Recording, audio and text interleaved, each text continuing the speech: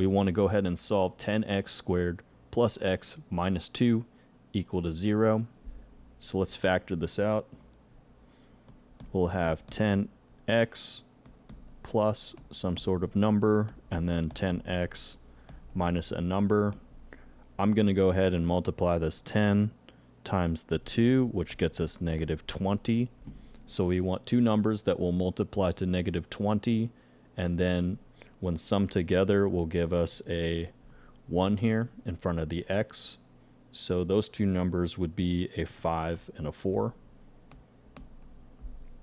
All right, and then if we further reduce this, we can take out a 5 from here, so that will give us 2x plus 1.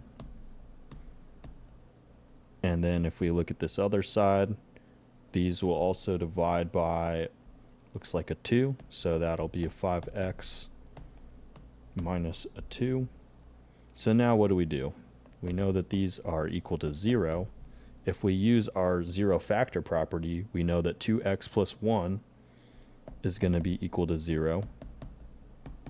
And we also know that 5x minus 2 is equal to 0. So if we solve for x in both of these two equations here, go ahead and subtract a 1. We have 2x equal to negative 1. So we'll get x is equal to negative 1/2. And then let's go ahead and add a 2 to the other side. 5x is equal to 2. And then this will give us an x is equal to 2/5. So now we have two solutions, and we can write them like this. We can say negative 1/2, comma 2/5. And usually what you do is go from smallest here to biggest.